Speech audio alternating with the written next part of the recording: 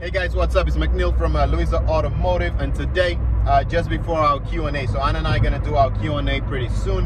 Well, I guess right after this. We're going to just introduce you to the winner of our $500 wiper promotion giveaway.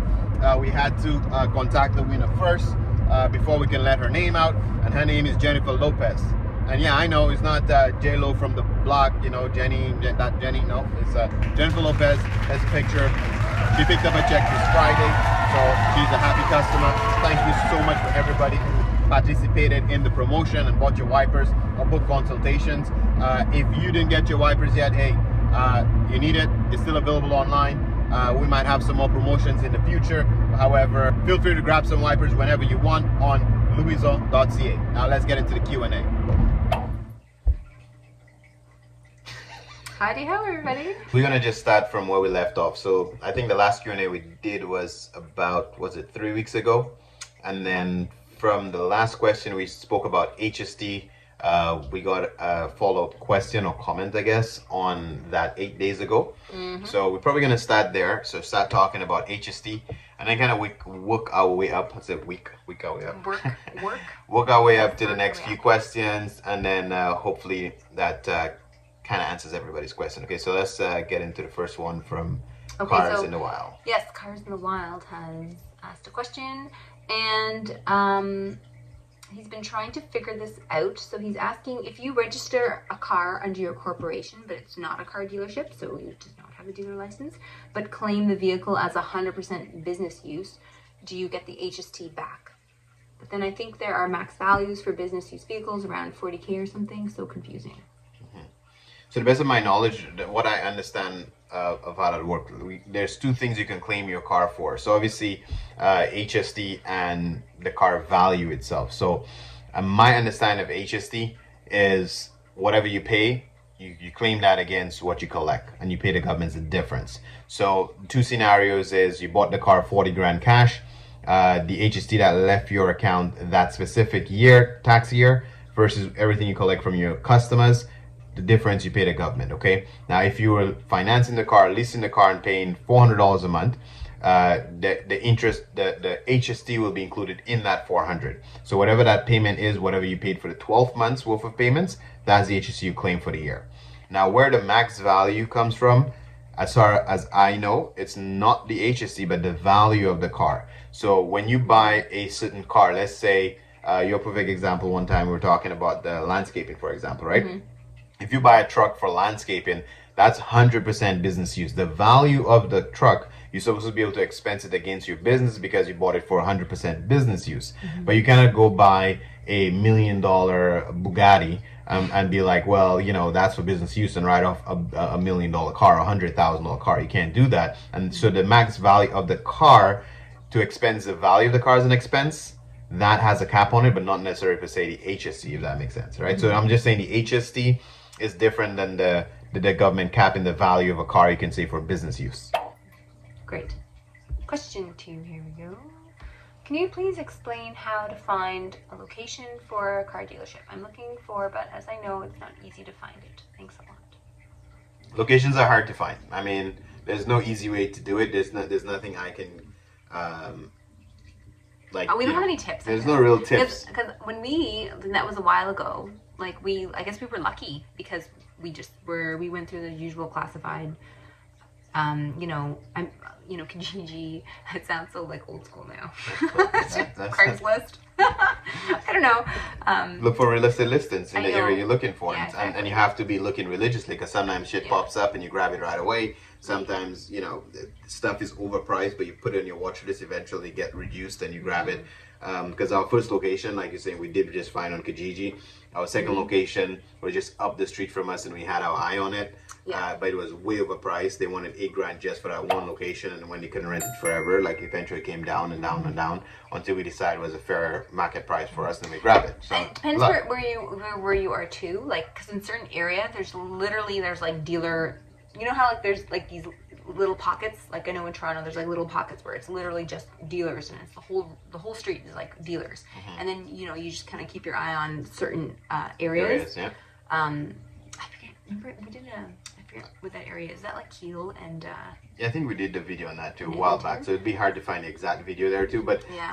and in that specific video, I can just reiterate here. I did say that you should just try to be creative. Okay, so you start thinking outside the box of what a traditional dealership is, and waiting for a dealer to move out. For you to get that location, because odds are it's never going to happen, because one, if he's in a great location, he's doing well, he's not going anywhere, and even if he expands and moves to a bigger, better location, most likely will sell that location to somebody else, so you can never really pop up on Kijiji again, right? So it's very, very tricky to find a location that way. But remember, I made that video saying if you rent a warehouse that's approved for a retail space, then you can transition that to be an indoor showroom, which is ideally better anyway for the customer experience. So I like the indoor showroom. If I had to do it over, I would have gone in an indoor showroom. And I think that's classified under industrial real estate. Like there's commercial real estate, and then there's also, am I correct? No, industrial would be like manufacturing, that's right? like a plant. Yeah, so you don't want that. Yeah. You just want like warehouse retail space. Like warehouse retail space you're right. is what you're looking for, right? Yeah. And then because it still has to be zoned for retail sales, any kind of retail. Sorry. Right, so that'll be the easiest way to find something. But if you're looking for a traditional dealership at a corner or some intersection like that, that'll be tough to get. So I don't really have any amazing tips that's gonna help you, other than you just have to keep searching. Like you're talking about outdoor lots, right? Like regular outdoor lot. A traditional outdoor lot, maybe that's harder to find, but there seems to be more of it like warehouse kind of.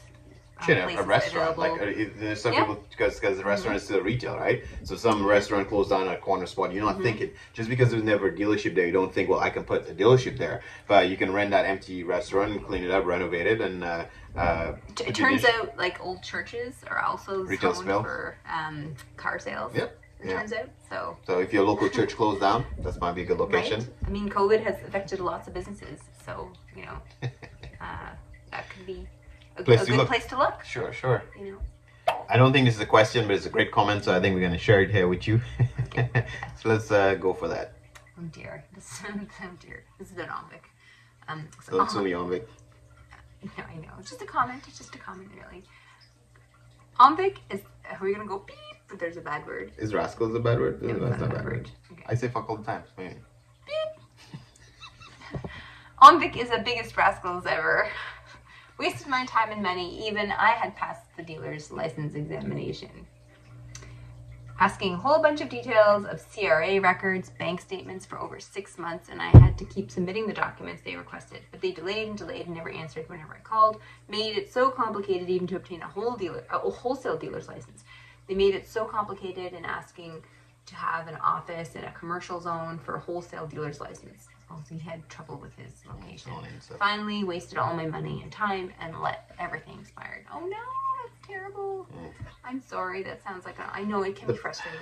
The process of getting, and hence the reason for the channel here too. You got great questions. We can try to help with the license and stuff, but getting your license, the process can be complicated. It can be intimidating. It's a lot of back and forth stuff.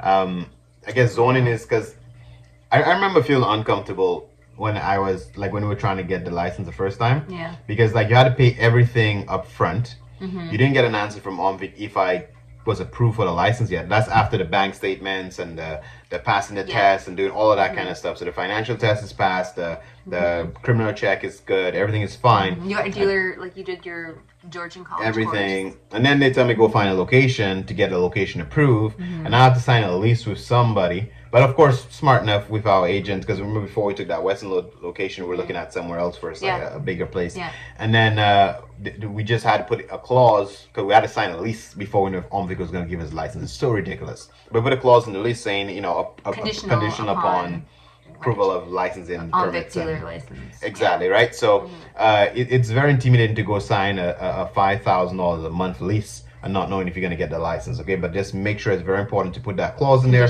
conditional, because if you don't get the license like this, at least you're not stuck with a somewhere $5,000 a month pay, and that would suck really bad, right? And usually you do that through an agent, and an agent knows that automatically. So so I mean it could be tricky, but it seems like you had issues with the zoning of the place. So if you could have maybe found something that would be approved by zoning a little bit quicker, probably would have worked.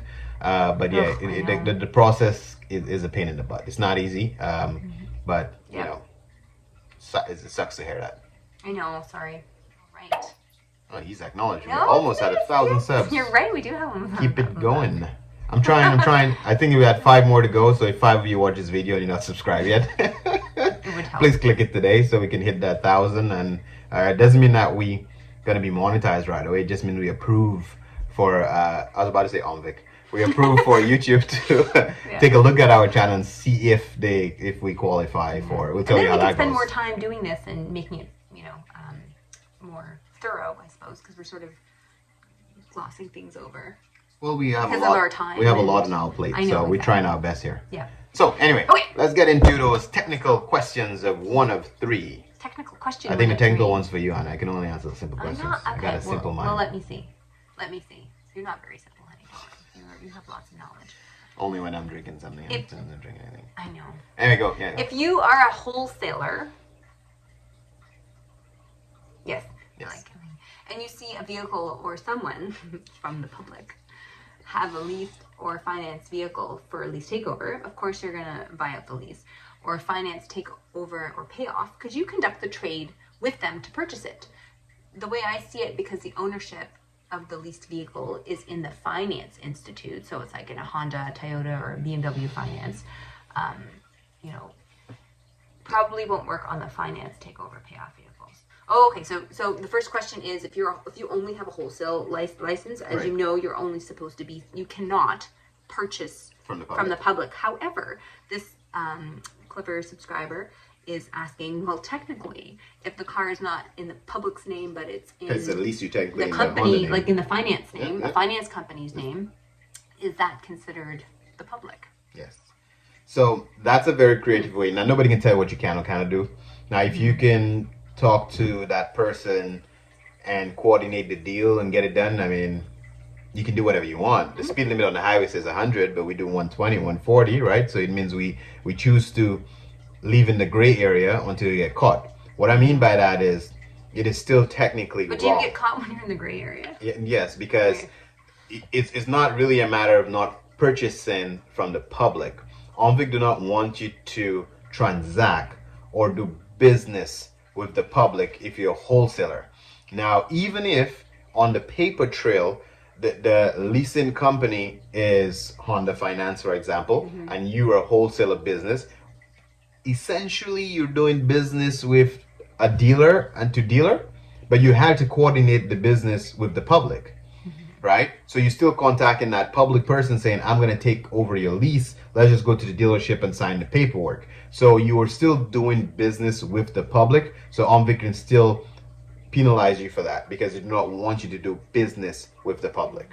Right? But so Neil, it is still doing business with the public. Right. But they would, you would literally have to sell it to somebody, to a OMVIC. You know how they do secret shoppers? Because OMVIC will come and secretly shop at your dealership. No.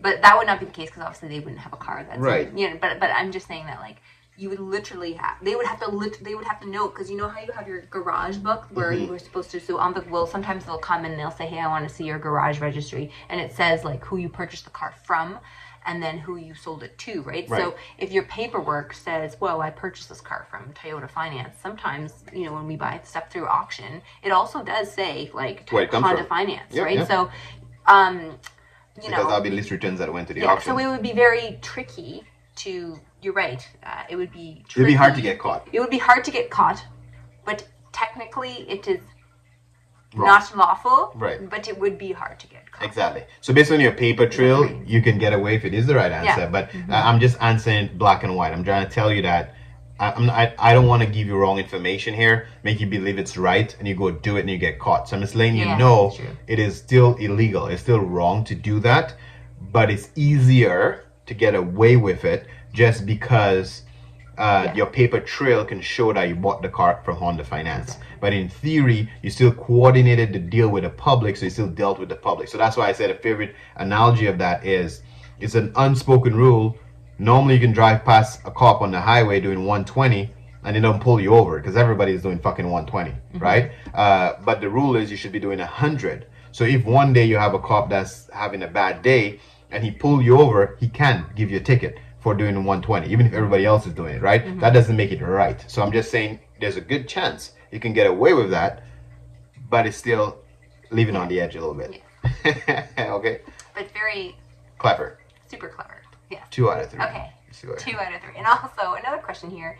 As a dealer who has a dealer license, if you just purchased a finance takeover vehicle into your inventory, let's say the total payoff amount of the takeover finance is $11,300. That includes the tax. Are you able to get the tax back or get a tax break from? How does the tax part work? So let me just say that here. If you purchased, so if you bought a finance. So you're saying that your normal dealer, you did a finance takeover. So you bought from the public. I know, but then let's assume that you're just a normal dealer here. Okay, he didn't in this specific question. Yeah. He didn't say anything about wholesaler. So you're saying that you have a dealer license. So, so as a dealer, right? Gotcha. You so somebody let's look at it as a trade-in, right? Mm-hmm. Somebody came to your shop to trade in a car. That car still has a loan on it. Yeah. In that loan, normally your loan the payout includes HST. Right. So you owe $10,000 on the car, but technically is maybe whatever, backtrack that for HST. Maybe it's $8,000 something plus HST, give you $10,000. Right. So yes, you get that back because when you, let's say you contact. So I'm doing the trade. I contact. We'll stick with Honda. We'll use Honda as an example already. I contact Honda and say I'm taking this car on a trade. Please send me a customer payout. When they send you a payout saying that it's $10,000, that payout statement should have a breakdown of what that money is, meaning a daily, what do you call it, prorated rate in case you paid out today or Friday or Monday. Like it should have like a prorated interest. It should have what the HST on that balance is. So it's basically an invoice or a receipt if you may. And if there's a breakdown of how much of that HST is on there, you can claim it back, hands down. Cool, makes sense. 3 of 3. There are wholesalers purchasing vehicles from the public. How are they doing so? Exactly what we just said. And basically, you're one of the 3. They're just doing it. They're taking a chance. And sometimes in life, you take a chance. And so I guess the way they would do it is what you're asking. To get away with it is somehow partnering with a retail license dealer so that their paperwork doesn't show that it bouncing their name from the public. So you're not asking me if it's right or wrong, you're asking me how they do it. So the only way they can do it is on your garage, like you're saying, because you had to keep track of your garage registry, that the car, where it came from and where it's going. So obviously if you're a wholesaler, you can't say I bought this car from Anna Louisa, the public, and it goes to my name. Instead, you would basically just pay the customer cash for the car. They sign the back of the ownership, they give it to you, and you probably go to your other dealer that you partner with as a retail dealer. The car is essentially yours because you paid for it and you have a signed ownership, and you probably just now do a deal with that guy. He pays you for it, and then it looks like he bought it from the private person, right? And he can send it to auction for you, or whatever the case may be, right? So you would have to have a retail dealer to dip it in and out of, or that person that's doing that is going way crooked, which is basically what OMVIC is. Even if you have a license, OMVIC consider like a curbsider. They probably just keeping that because they also do the public period, so they're probably keeping that sign ownership from the seller of the car. They're probably going to advertise and resell it, and then give the ownership to the new customer while it's still in the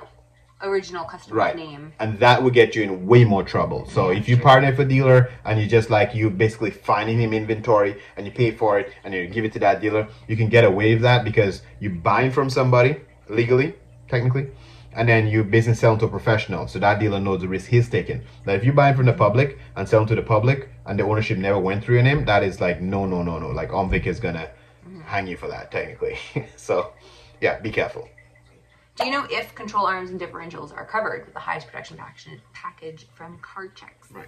So specifically Carchex, I can't really comment on that because I'm not familiar with that company specifically. But generally, if my experience of warranties, differential would be covered even in your basic package, because the differential is part of your powertrain. So most dealers will sell you a powertrain warranty as the intro, the first basic warranty they'll sell you. And your powertrain would be stuff like your engine, your transmission, and your transfer case. The transfer case is similar like a differential. The differential, let's say your rear wheel drive, that back thing there is that, is the differential. And then if you have a a all-wheel drive vehicle in the front have a smaller version of that that's called a transfer case to transfer the power. So you have engine, transmission, differential, transfer case. Those things should be covered under your basic powertrain. The control arm is a wear and tear part, like your shocks, your brakes and stuff like that. So even if you go really high tech warranty, it will not cover control arm because that's wear and tear. The shocks, you didn't ask there, but because I mentioned the shocks may be covered under like tech packages, just because the high-end cars that have air suspension and have like electronical shocks, it falls in the tech warranty category, right? There's no tech in your control arm. It's just a ball joint and some rubber, so it would not be covered under those warranties. And those things are fairly affordable to repair. So even if somebody tries to sell you some coverage for that, I think it's a little bit of an overkill.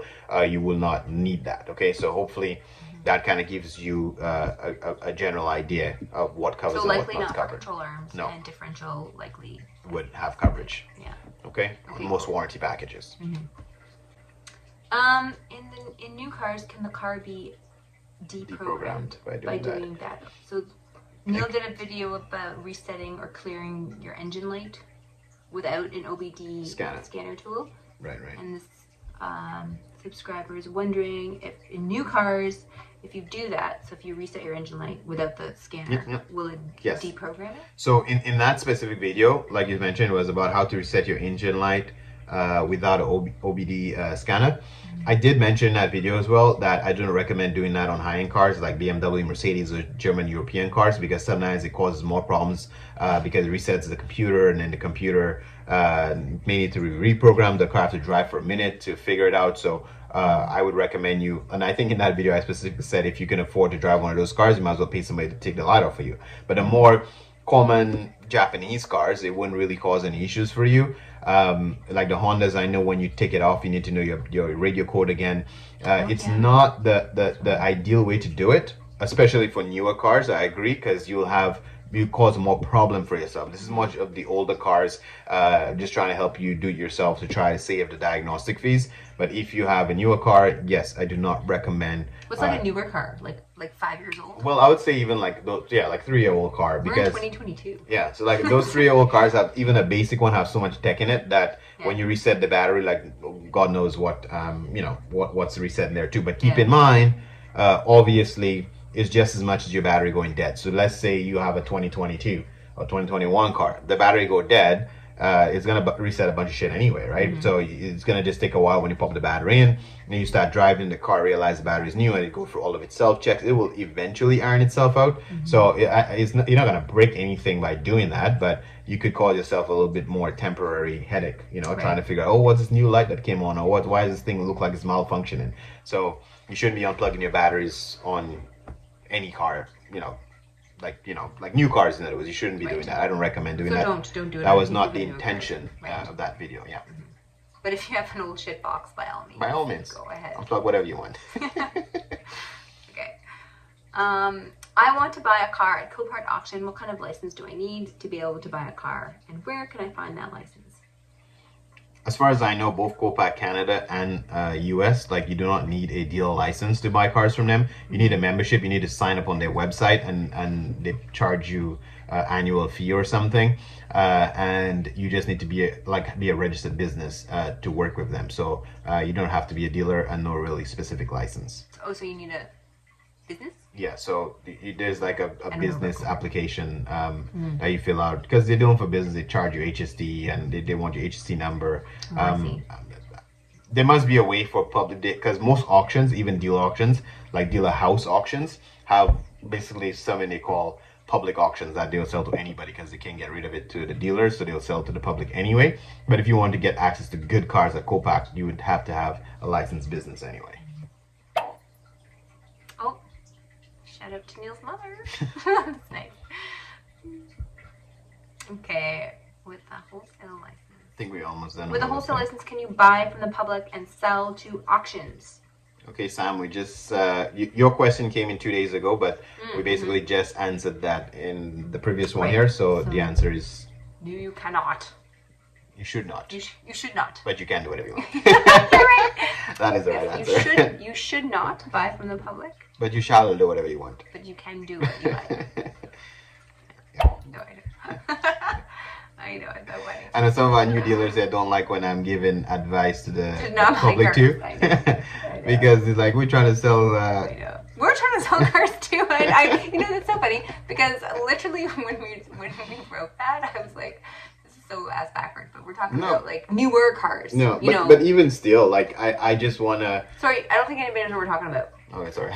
So this is, Neil just dropped a video about car shortage. And like, with the whole chips and that 2022 is going to be a rough year. And then literally we said don't buy a new car this year. And it's true. It's like we're trying to sell cars to folks. Yeah, I know. I know, but at the end of the day, like I keep saying, I'm just trying to keep it real here. And the purpose of this channel is just giving you the facts, right? So if it's not a good time to buy, it's not a good time to buy. Here's the reason why I'm equally not stocking up on cars either, right? So I know...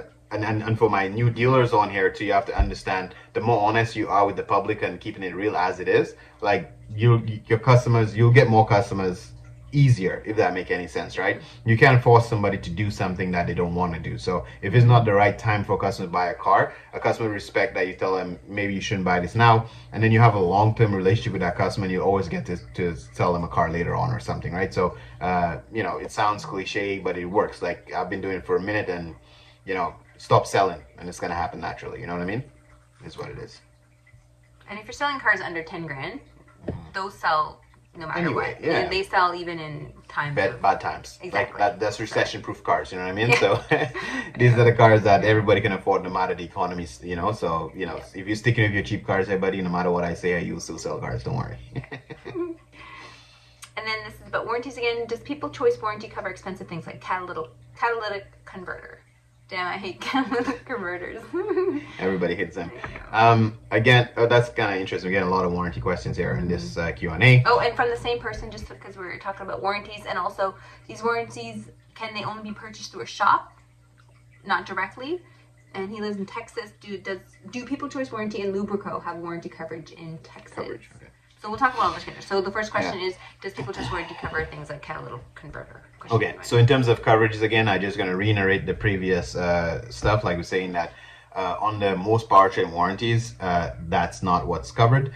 Catalytic converters would be underneath emission systems, and I'm pretty sure that most tech warranties has emission systems, and that would be covered under the emission system. So it would be an add-on. So you can get it, but you'd have to make sure specifically tell your dealer you want the emission system package. So you pay extra. You pay extra for that. It wouldn't be just because I bought because simple thing, once I buy a warranty, I have all coverage, right? You have to build that warranty. So you start with a basic package, and if it is important to you bought a car for a lot of tech, like backup camera, navigation, and remote start, all kind of tech. You want to have a tech package. If you worried about your emission systems, you can get extra coverage for emission systems. So depends on what you want, you can get it.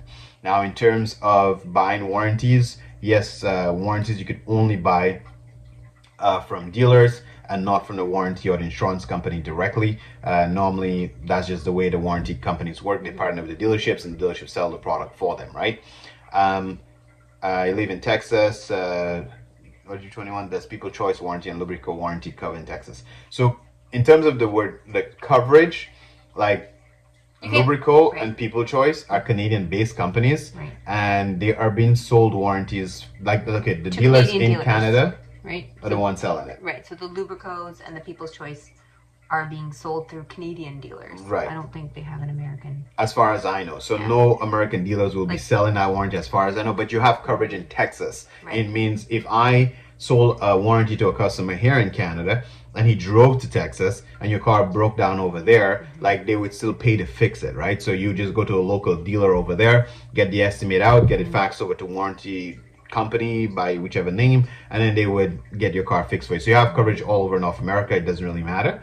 But these are Canadian-based companies. They do not sell warranties in Texas, as far as I know. If you see them in any dealerships over there, by all means, send me a DM. That would be kind of interesting to know. As well. Right. But it does sound like, because we answered a question from someone else, and they use Carchex. That's an American one. And I don't know anything about that, but I think they're American. and it's like if you go on their website, it makes it sound like They're the trying consumer, to launch a company. Yeah, so as if it's a company that the consumer can buy directly coverage from instead of trying to go through a dealer. Right. So maybe check them out. I don't And know. I don't know anything about seems them. like it seems like the warranty is more, they're trying to structure it like an insurance policy, right? Yeah, that's so what it's it something sounds that like. you pay in monthly, Yeah. and then not something I would necessarily advise towards, because you're paying something I hate subscriptions. I hate paying something on autopilot every single month, right? I mean, if you maintain your car right and you save that, even if it's 30 or 40 bucks a month that they want to charge you, I don't know what it will be based on the package you want, save that money. And then if something go wrong with your car, swipe a credit card or whatever, and then you pay that off after, and then it's done, right? So it's either you buy a flat base warranty, pay for something, you know what your coverage is, or you just pay to fix your car when it's broken, right? So just putting yourself into a monthly payment, I think is ridiculous. Are a little bit dangerous. Yeah, that's my opinion. I wouldn't pay for that anyway. Okay, I think that's pretty much all the questions we have. Just shout out to BA here. He said he added an account, so now we have 995 subs. 5 more to go. All the best from Montenegro. Okay, thanks, man. I appreciate you. Yeah, you're right. It's 5 more to go. So if anybody, anybody watching this, and you're not yet a subscriber and you want to push that subscribe button, we appreciate you. Again, we've been slow on the Q&A. I'm gonna try to, when I say I mean, I'm gonna try to quickly edit this video and have it live, and then have a link for everybody who asked a question here, so you can know that I eventually did answer your question. That's because it took a while to get back to it. We're sorry for that, but we try our best to keep up with everything. And again, congratulations to our winner that you noticed in the beginning of this video, for taking part, and everybody who took part. Thanks. I know, because we usually sell the wipers like in our shop to customers like as they need them. So, but we're working on our website and trying to get more online presence too. So some traffic going on. It's like a work in progress too. Anyway, so feel free to drop there and buy a wiper anyway, even the promotion's over, because we still have wipers. So by all means, go check that out, and I'll catch you in the next one.